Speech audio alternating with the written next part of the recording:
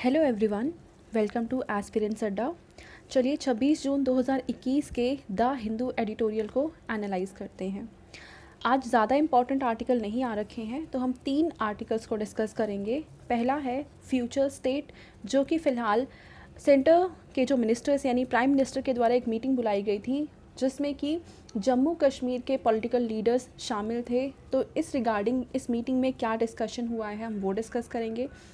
Second है relevant advice for health care givers mothers to B.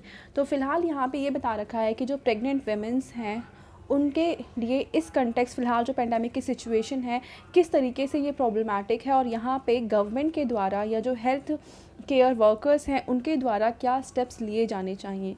And last है prepare the ground for नया JNK। तो यहाँ पे भी इस मीटिंग से रिलेटेड ही बात चल रही है, इससे रिलेटेड ही है, पर ये आर्टिकल एज सच इतना इम्पॉर्टेंट नहीं है। यानी कि जो इन्फॉर्मेशन इस आर्टिकल में दी हुई है वो हमारे एग्ज़ाम पॉइंट ऑफ व्यू से किसी भी काम की नहीं है। तो चलिए शुरू करते हैं हमारा पहला आर्टिकल, जो कि है फ्यूचर स्टेट। तो देखिए फ़िलहाल एक रिसेंटली मीटिंग बुलाई गई थी 24 जून को, जो कि प्राइम मिनिस्टर हमारे नरेंद्र मोदी के द्वारा बुलाई गई थी। और इसमें जो जम्मू कश्मीर के लीडर्स हैं उनको बुलाया गया था इस मीटिंग में। और इस मीटिंग में जो हमें समझ में आया, यहाँ पे इस मीटिंग के द्वारा ये ऑप्टिमिज़म देखा जा रहा है कि शायद इस मीटिंग के बाद जो जम्मू एंड कश्मीर, जो कि 2019 में बाइफरकेट करके 2 यूनियन टेरिटरीज़ बना दी गई थी, तो उसका वो पार्ट जो फ़िलहाल जम्मू एंड कश्मीर है, लद्दाख वाला तो हम छोड़ दे रहे हैं, फ़िलहाल जो मीटिंग हुई है वो जम्मू एंड कश्मीर के लीडर्स के साथ हुई है। तो उस जम्मू एंड कश्मीर जो फ़िलहाल यूनियन टेरिटरी है उसको स्टेटहुड का दर्जा मिल सकता है इस मीटिंग के बाद, ऐसा यहाँ पे आशा दिखाई जा रही है, जताई जा रही है। अब देखो ये जो मीटिंग है इसको हम फर्स्ट स्टेप मान सकते हैं जम्मू एंड कश्मीर में डेमोक्रेटिक प्रोसेस के रिवीजन के लिए। यानी वहाँ पे डेमोक्रेटिक प्रोसेस रिवाइव किया जाएगा, यानी कि वहाँ पे लेजिस्लेचर बनाया जाएगा, वहाँ पे इलेक्शन हेल्ड किए जाएंगे। तो इसलिए ये जो मीटिंग है फर्स्ट स्टेप के रूप में देखी जा रही है कि ये आगे के प्रोसेस को इनिशिएट करेगी, फैसिलिटेट करेगी। तो यहाँ पे जो हमारे प्राइम मिनिस्टर हैं नरेंद्र मोदी साहब, वो डिस्क्राइब करते हैं इस मीटिंग को as ongoing efforts toward a developed and progressive JNK। यानी यहाँ पे जो मीटिंग बुलाई गई है PM के द्वारा, और यहाँ पे जो अलग अलग लीडर्स शामिल हुए हैं जम्मू एंड कश्मीर के बीच के लीडर्स, तो इनके बीच में जो ये मीटिंग्स हुई हैं काफ़ी अच्छे नोट पे हुई हैं। कुछ ऐसे बहुत ज़्यादा अपोजिशन हम देखने को नहीं मिलती हैं हमें यहाँ पे। सभी जो मीटिंग्स चली हैं वो शांतिपूर्ण चली हैं, जो यहाँ पे बातें हुई हैं बहुत अच्छे से हुई हैं। तो इसको यहाँ पे डेमोक्रेसी को रिवाइव करने की मीटिंग देखी जा सकती है। और दूसरा, जम्मू एंड कश्मीर में डेवलपमेंट लाने का एक, हम कह सकते हैं, ये फर्स्ट स्टेप है।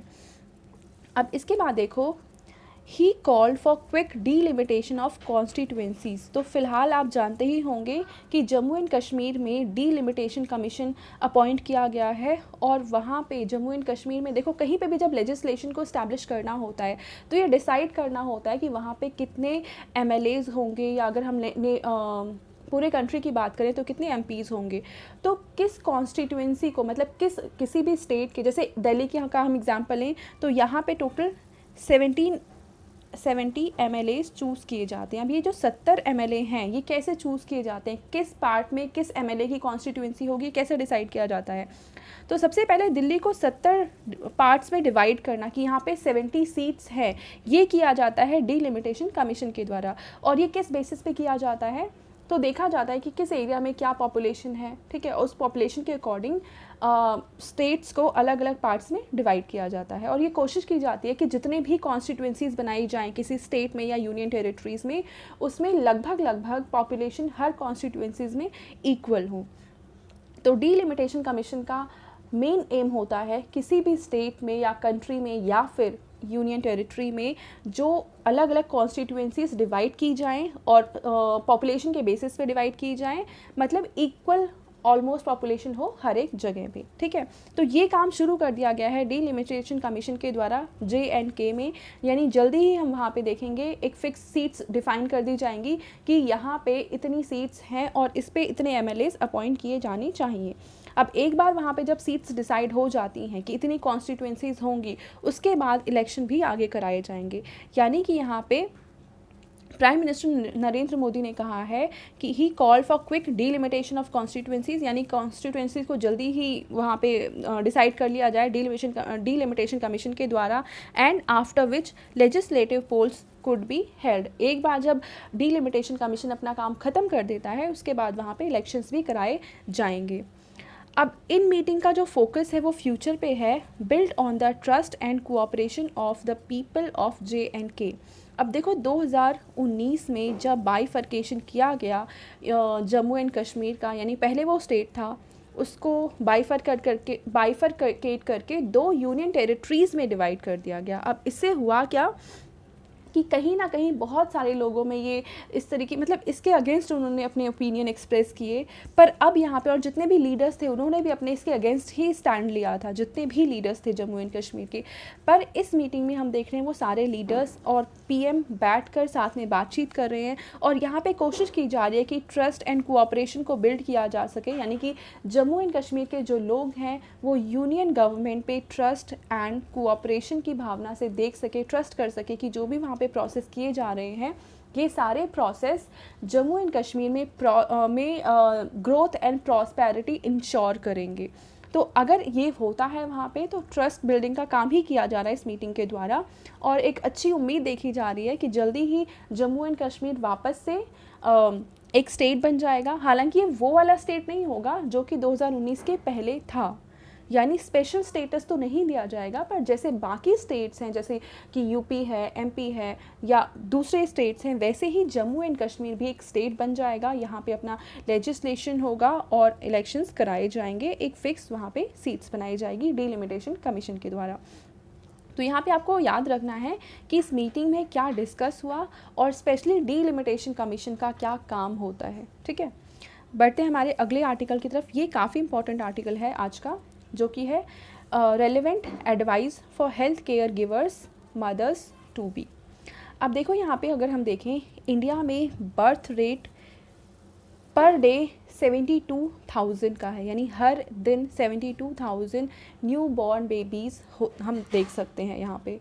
अब ऐसे में अगर 72,000 बेबीज़ बॉर्न हो रहे हैं पर डे, तो ऐसे में अगर हम प्रेग्नेंट वुमेन देखें तो उनके नंबर बहुत ज़्यादा हैं इसके कंपैरिजन में, क्योंकि देखते हैं कि हम जन्म के समय बहुत सारे बच्चों की डेथ हो जाती है, और इस रीज़न से हम देख सकते हैं कि जो न्यू बॉर्न बेबीज़ हैं उनके कंपैरिजन में पर डे जो हम प्रेग्नेंट वुमेन के नंबर्स देखें वो कहीं ज़्यादा होती हैं। और वैसे भी बेबीज़ तो किसी एक पर्टिकुलर डे पे बॉर्न होते हैं, जबकि ये प्रेगनेंसी 9 मंथ के ड्यूरेशन पे चलती है। तो इन सब कारणों से हम कह सकते हैं कि जो यहाँ पे बर्थ रेट है उससे कहीं ज़्यादा नंबर ऑफ़ प्रेग्नेंट वुमेन्स हैं हमारी कंट्री में। अब ऐसे में maternal services in India face a crisis situation with the conditions caused by the pandemic. पिछले 1.5-2 सालों से हम इस पैंडमिक की सिचुएशन से सफ़र कर रहे हैं, और ऐसे में बहुत सारी लेडीज़ हैं जो प्रेग्नेंट होंगी या फिर जिन्होंने अपने बेबीज़ को जन्म दिया होगा, पर क्योंकि पैंडमिक की सिचुएशन में हेल्थ सर्विसेज बुरी तरह से प्रभावित हुई हैं और हर जगह आपको कोविड पेशेंट्स देखने को मिल जाएंगे, तो ऐसे में जो मैटरनल सर्विसेज हैं वो क्राइसिस की सिचुएशन से सफ़र कर रही हैं, क्योंकि वो इतना अटेंशन, उतना केयर जितना कि एक प्रेग्नेंट लेडी को मिलना चाहिए था वो मिल नहीं पा रहा है इस पैंडमिक की सिचुएशन की वजह से। तो इसलिए उनके हेल्थ को हम कह सकते हैं बुरी तरह से प्रभावित किया है इस पैंडमिक ने, इस कोविड-19 की बीमारी ने। अब रिसेंटली एक रिपोर्ट आई है केरला से जिसमें ये कहा गया है कि pregnant womens have uncovered many serious medical problems faced by pregnant women who contract कोविड-19।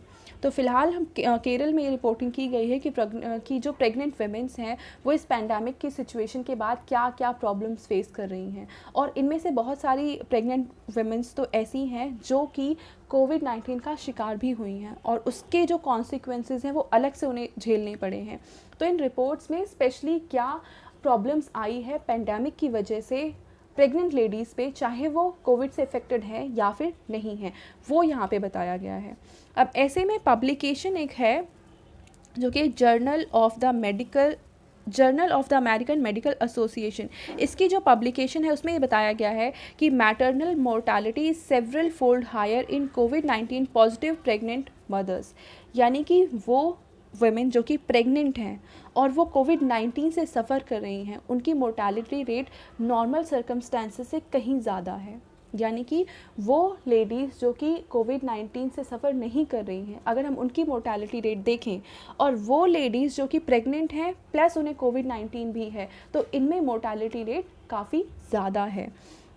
अब ऐसे में हम देख रहे हैं कि हमें एक अर्जेंट यहाँ पे रिक्वायरमेंट है कि हम to minimize the impact of the coronavirus infection on pregnant mothers and newborn।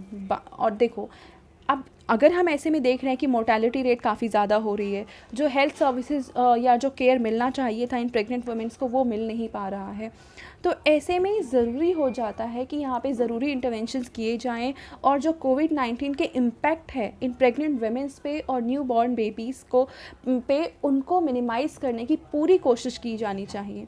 और यहाँ पे रोल आता है गवर्नमेंट का और प्रोफेशनल बॉडीज़ का, यानी जो हेल्थ केयर प्रोफेशनल्स हैं वो एक गाइडलाइंस बनाएं यहाँ पे कि क्या चीज़ें की जानी चाहिए, किस तरीके से इस प्रॉब्लम को टैकल किया जा सकता है, किस तरीके से कोरोना वायरस के इम्पैक्ट को कम से कम किया जा सकता है प्रेग्नेंट वुमेन्स में। और यहाँ पे ये जो गाइडलाइंस इनके द्वारा बनाई जाए उसको गवर्नमेंट को भी रिव्यू करना चाहिए और गवर्नमेंट को उसको फैसिलिटेट किया जाना चाहिए, यानी ये गाइडलाइंस एग्जीक्यूट की जानी चाहिए जिससे कि इस प्रॉब्लम को टैकल किया जा सके। और साथ ही साथ अवेयरनेस फैलाने की बहुत ज़्यादा ज़रूरत है, क्योंकि देखो वैक्सीनेशन का यहाँ पे जो हेजिटेंसी है वो जनरल पब्लिक में तो है ही, पर जो प्रेग्नेंट वुमेन है उनमें ये जो यानी वैक्सीन ना लगवाने के चांसेस हैं ज़्यादा हैं, वो ज़्यादा हेजिटेंट है कि इसके साइड इफ़ेक्ट ना हो, क्योंकि उन पे तो होगा साइड इफ़ेक्ट, वो इससे भी डरती हैं कि कहीं इसके साइड इफ़ेक्ट उनके बच्चे पे ना पड़े। तो यहाँ पे अवेयरनेस फैलाया जाना भी बहुत ज़्यादा ज़रूरी है गवर्नमेंट के द्वारा। अब ऐसे में जो सिचुएशन है, this urged pre conceptional advice for women planning a pregnancy.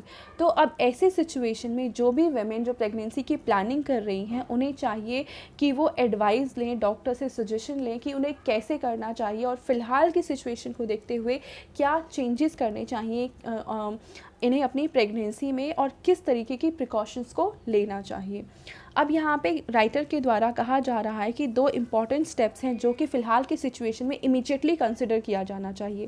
पहला तो है कि वुमेन को ये एडवाइस किया जाना चाहिए कि वो अपनी प्रेगनेंसी को तब तक के लिए पोस्टपोन कर दें जब तक कि दोनों पार्टनर्स यानी हस्बैंड एंड वाइफ या फिर जो भी मतलब 2 पार्टनर्स हैं वो जब तक कि वैक्सीनेशन ना ले लें तब तक अपनी प्रेगनेंसी को ये पोस्टपोन कर दें। दूसरा यहाँ पे क्या एडवाइस किया जा रहा है कि हम गवर्नमेंट को चाहिए कि वो वेमेन जो कि प्रेग्नेंट हैं और उन्हें अभी वैक्सीन नहीं लगाई गई है तो उन्हें जल्द से जल्द वैक्सीनेशन किया जाना चाहिए, जिससे कि इनके जो हेल्थ इम्पैक्ट्स हैं कोरोना वायरस की वजह से कम किए जा सकें। यानी कि पहली एडवाइस दी जा रही है कि विमेन को तब तक अपनी प्रेगनेंसी को पोस्टपोन कर देना चाहिए जब तक कि दोनों पार्टनर्स वैक्सीन ना ले लें, और दूसरा वो वुमेन जो कि ऑलरेडी प्रेग्नेंट हैं और उन्हें वैक्सीनेशन नहीं दी गई है तो गवर्नमेंट के द्वारा उन्हें वैक्सीनेशन दी जानी चाहिए। अब ऐसे में सिर्फ फैसिलिटी प्रोवाइड कर देना कि हाँ इन सेंटर्स पे जाके प्रेग्नेंट वुमेन वैक्सीन लगवा सकती हैं, ऐसा किया जाना ही ज़रूरी नहीं है, बल्कि अवेयरनेस फैलाना, लोगों को एजुकेट करना बहुत ज़्यादा ज़रूरी है। उनके अंदर जो हेजिटेंसी है उसको दूर किया जाना यहाँ पे बहुत ज़्यादा ज़रूरी है। और ऐसे में गवर्नमेंट अपना प्रोएक्टिव रोल प्ले कर सकता है, साथ ही साथ हेल्थ केयर वर्कर्स जो है उनका भी यहाँ पे एक रोल काफ़ी इम्पॉर्टेंट है। अब ऐसे में यहाँ पे कहा गया है कि जो लेडीज़ हैं वो अपनी प्रेगनेंसी को रोक सकती हैं कुछ समय के लिए जब तक कि फेवरेबल कंडीशन ना हो, और ऐसे में रिवर्सिबल कॉन्ट्रासेप्शंस जो होते हैं वो काफ़ी इंपॉर्टेंट साबित हो सकते हैं। रिवर्सिबल कॉन्ट्रासेप्शंस का मतलब होता है कि कुछ समय के लिए तो आप प्रेगनेंसी से बच जाएंगे, मतलब जितने समय के लिए भी आप उस चीज़ को यूज़ करते हैं उसके बाद आप उस कॉन्ट्रासेप्शन का जो मेथड आप उसको रिवर्स कर सकते हैं, यानी आप उसके बाद वापस से आप प्रेग्नेंट हो सकते हैं। और साथ ही साथ हम जो देखते हैं जनरली जो लेडीज़ प्रेग्नेंट हैं उन्हें फ्रीक्वेंटली डॉक्टर्स के पास विज़िट करना होता है, कंसल्टेशन चाहिए होती है, तो ऐसे में जो कंसल्टेशन का मोड है वो ऑनलाइन किया जा सकता है, जिससे कि ये जो सोशल डिस्टेंसिंग का नॉर्म है उसको फॉलो किया जा सके और साथ ही साथ जो पैंडेमिक की सिचुएशन है जो कि क्लोज कॉन्टैक्ट है उसको रोका जा सके। ठीक है, अब ऐसे में ये भी इंश्योर किया जाना चाहिए, क्योंकि अल्ट्रासाउंड एक बहुत ज़्यादा ज़रूरी हो जाता है किसी भी वुमेन में जो कि प्रेग्नेंट है। तो ऐसे में dedicated and safe ultrasound scan centres for pregnant women ये बनाए जाने चाहिए गवर्नमेंट के द्वारा। यानी ये सेंटर सिर्फ उन लेडीज़ के लिए ही होनी चाहिए जो कि प्रेग्नेंट हैं, और वो सेफ़ होनी चाहिए। वहाँ का स्टाफ ऐसा होना चाहिए जिसमें सभी को वैक्सीनेशन लगवाई गई है। मतलब ये पूरी तरीके से सेफ़ होना चाहिए किसी भी प्रेग्नेंट वुमेन के लिए। अब ऐसे में यहाँ पे राइटर के द्वारा एडवाइस भी दी जा रही है कि handling of covid pregnancies and non covid pregnancies in different settings, यानी कि दो अलग अलग सेटिंग्स होनी चाहिए। एक वो जहाँ पे उन वुमेन्स को हैंडल किया जाए जो कि कोविड-19 से सफ़र कर रही हैं, और एक दूसरी सेटिंग वो होनी चाहिए जहाँ पे उन वुमेन्स को हैंडल किया जाए जो कि कोविड-19 से सफ़र नहीं कर रही हैं। क्योंकि जो कोविड-19 से सफ़र कर रही हैं उनके अलग तरीके से प्रॉब्लम्स होंगी, और ये चांसेस हैं कि उनके थ्रू और लोगों को भी कोविड-19 फैल सके। तो ऐसे में उन दोनों को पहले से ही सेग्रीगेट कर देने से ज़्यादा चांसेस हैं कि ये स्प्रेड नहीं करेगा, और जो वुमेन है और उसके जो न्यू बॉर्न बेबी हैं वो दोनों सुरक्षित रहेंगे। अब ऐसे में हम देखें कि देखो, वैक्सीनेशन के रिस्क हैं, पर उसके जो फ़ायदे हैं वो कहीं ज़्यादा हैं उसके साइड इफ़ेक्ट या रिस्क के। तो ये भी चीज़ हमें जनरल पब्लिक को बतानी होगी, अवेयरनेस फैलानी होगी, और ये गवर्नमेंट ही कर सकती है। अब ऐसे में देखो, जो यूके एंड यूएस है उनकी अथॉरिटीज़ ने ये देखा है और ये रियलाइज़ किया है कि जो benefit and safety of vaccinating pregnant women and have approved vaccination of all pregnant women with mRNA vaccines. यानी यूके एंड यूएस में ये स्टडी हुई है और उन्होंने रियलाइज़ किया है कि वो वुमेन जो कि प्रेग्नेंट है और उनको वैक्सीनेशन दी जाती है तो वो काफ़ी ज़्यादा बेनिफिशियल है, और इसलिए उन्होंने अप्रूव किया है कि जितनी भी वुमेन है जो कि प्रेग्नेंट है उन सबको वैक्सीनेशन दिया जाना चाहिए। और उन्होंने जो वैक्सीन अप्रूव करी है वो है mRNA बेस्ड वैक्सीन्स। देखो, हर एक वैक्सीन का जो प्रोसेस है ना वो अलग अलग है। कुछ mRNA बेस्ड हैं और कुछ अलग अलग चीज़ों पे बेस्ड हैं, कुछ इनएक्टिवेटेड जो वायरस है उन पे बेस्ड है। तो ऐसे में जो यूके एंड यूएस की अथॉरिटीज़ उन्होंने mRNA बेस्ड जो वैक्सीन है उसको अप्रूव किया है प्रेग्नेंट वुमेन्स के लिए। ठीक है, अब यहाँ पे एक चीज़ इंपॉर्टेंट ये कही जा रही है कि this have been found to produce a good immune response and maternal antibodies. यानी जो वैक्सीनेशन है वो अपना काफ़ी अच्छा रोल प्ले कर रही हैं और इसके रिस्पॉन्स पॉजिटिव देखे गए हैं, जो कि demonstrated to cross the placenta and enter the foetus. यानी इसके जो इफेक्ट, यानी जो एंटीबॉडीज़ हैं वो मदर में तो बन ही रही हैं, उसको बेनिफिट तो प्रोवाइड कर ही रही हैं, साथ ही साथ प्लेसेंटा के थ्रू ये फीटस में भी एंटर कर रही हैं और उसको भी प्रोटेक्ट कर रहे हैं, confer protection against maternal to foetal transmission of the virus. क्योंकि देखो, जो भी मदर है अगर उसको वायरस मतलब उसमें कोरोना वायरस फैलता है तो बहुत ज़्यादा चांसेस होते हैं कि प्लेसेंटा के थ्रू बेबी में भी वो वायरस फैलेगा ही फैलेगा।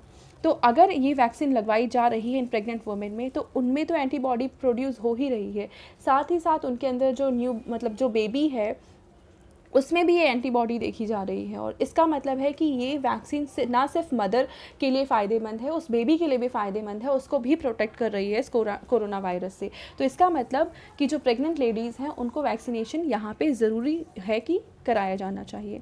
अब यहाँ पे देखो, प्रॉब्लम ये है कि इंडिया में फ़िलहाल 2-3 वैक्सीन्स ही हैं जो अवेलेबल है। एक तो कोविशील्ड है या कोवैक्सीन है, और आने वाले समय में कुछ और वैक्सीन्स भी अवेलेबल हो जाएंगी। पर फ़िलहाल जो कोविशील्ड है वो उसके देखा गया है कि उसके कम लेकिन साइड इफ़ेक्ट्स हो रहे हैं, मतलब काफ़ी कम साइड इफ़ेक्ट्स हैं पर इनके साइड इफ़ेक्ट्स फिर भी देखे जा रहे हैं।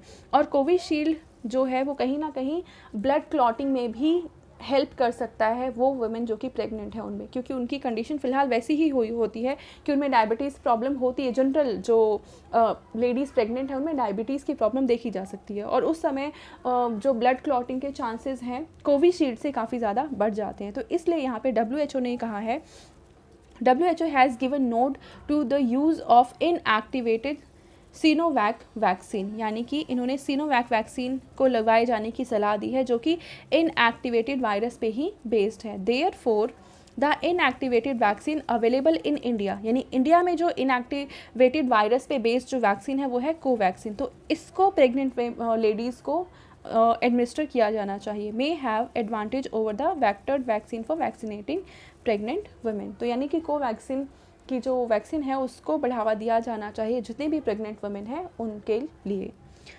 साथ ही साथ यहाँ पे अब जो इनके अगेंस्ट हेजिटेंसी है जनरल पब्लिक में या फिर प्रेग्नेंट वेमेन में, उसको दूर किए जाने के लिए गवर्नमेंट को ही स्टेप्स लेने होंगे और अवेयरनेस प्रोग्राम चलाने होंगे, लोगों को एजुकेट करना होगा, इसके जो साइड इफ़ेक्ट्स हैं नहीं है उसके बारे में बताना होगा, या जो यहाँ पे हेल्थ केयर सर्विस प्रोवाइड करने वाले जो वर्कर्स हैं वो भी इसमें अपना एक काफ़ी अच्छा रोल प्ले कर सकते हैं और उनके द्वारा भी कंसल्ट किया जा सकता है, मतलब जो जितनी भी प्रेग्नेंट लेडीज़ हैं उनको कंसल्ट कर सकती हैं उन, और हेल्थ केयर वर्कर्स एडवाइस कर सकते हैं उन लेडीज़ को, जिससे कि इस हेजिटेंसी को दूर किया जा सके। ओके, तो अब हम देखते हैं हमारा लास्ट आर्टिकल जो कि है prepare the ground for a नया JNK। तो फिलहाल देखो, हमने पहले आर्टिकल में भी यही डिस्कस किया है कि फ़िलहाल एक मीटिंग हुई है जिसके हेड, मतलब वो मीटिंग बुलाई गई थी हमारे प्राइम मिनिस्टर नरेंद्र मोदी जी के द्वारा, और यहाँ पे जम्मू एंड कश्मीर रीजन के जितने भी लीडर्स हैं उनको बुलाया गया था। ठीक है, तो यहाँ पे ध्यान देने वाली बात ये है कि जम्मू एंड कश्मीर पुराना वाला जम्मू एंड कश्मीर नहीं है। अभी फ़िलहाल जम्मू कश्मीर के जो पहले जम्मू कश्मीर था उसके दो पार्ट्स कर दिए गए थे, एक को नाम दिया गया था जम्मू एंड कश्मीर और दूसरे का नाम दिया गया था लद्दाख। तो लद्दाख यूनियन टेरिटरी के यहाँ पे लीडर्स शामिल नहीं हैं, वो पार्ट जो कि Jammu and Kashmir union territory है उसके लीडर्स इस मीटिंग में शामिल हुए हैं और ये मीटिंग कंडक्ट कराई गई है।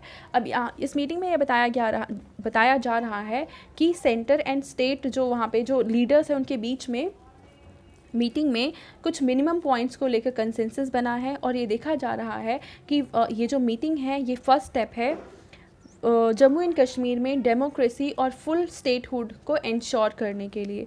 अब ऐसे में देखो, हमने 2-3 दिन पहले एक आर्टिकल पढ़ा था जिसमें ये बताया जा रहा था कि जम्मू एंड कश्मीर में जो लीडर्स थे उनकी मीटिंग जो बुलाई गई है उसके पीछे इंटरनल एंड एक्सटर्नल दोनों रीजंस यहाँ पे थे।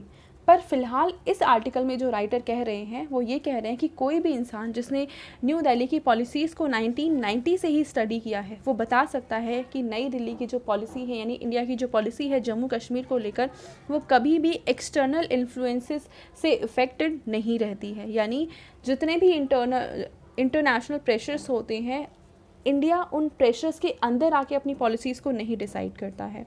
यानी जम्मू एंड कश्मीर को लेकर जो भी पॉलिसी है वो इंडिया की अपनी है, इंडिपेंडेंट पॉलिसी है और वो इस पर निर्भर नहीं करती है कि इंटरनेशनली जम्मू एंड कश्मीर के बारे में अलग अलग कंट्री का क्या स्टैंड है।